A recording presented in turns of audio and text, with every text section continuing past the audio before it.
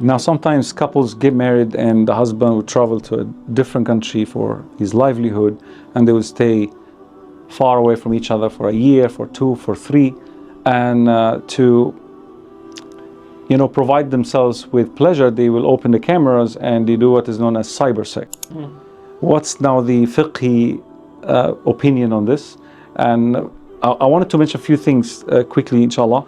By the way, those who open their cameras and engage in these, what is known as cyber sex, be absolutely vigilant, even if you're married couples, because there are hackers out there who works for these graphic sites. They are hunting these types of conversations to download your video. A lot of families' lives have been destroyed as a result. Actually, there is an AI tool that hackers use in order to pick up skin on your phone, and the minute it happens, they are alerted and they will hack into your system and record that video as it's happening without you knowing. May Allah protect everyone. Many of these videos found their ways to graphic websites, so be absolutely SubhanAllah, instead of trying to treat the side effects, why don't we treat the disease itself, the cause of the problem? The cause of the problem, look how the Ummah and its ulama and its true leaders handled this issue since the beginning.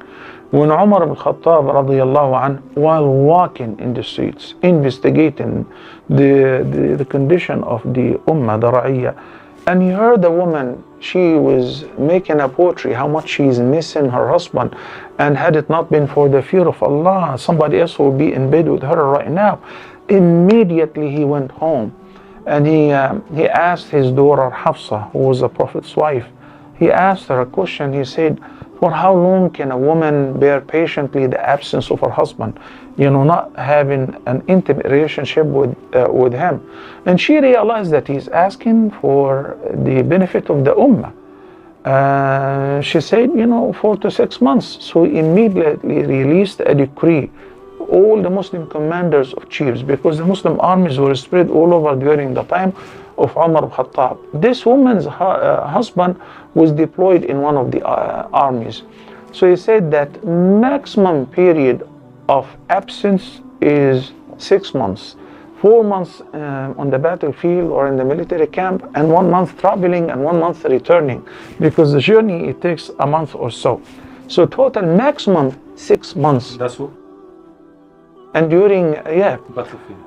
Now this question was presented to me tons of times, especially on Ask Huda. So I advise those who are called the kafil, the sponsors, the expats who come from all over the world, in order to work, to earn their living, especially in the Gulf. So some, they take their passports away and they promise them next year, and they end up working for several years without having a chance To consummate. to return, to check on their families physically, not only to have an intimate relationship, but also to see his mother before she died, his father before he's married, his son when he got married, whatever. I would like to tell our rich brothers, those who have companies and businesses and hire a lot of expats, this is superior to building a masjid. This is superior to giving in a charity here and there, even if you pay him the ticket out of your pocket. And it is absolutely his right.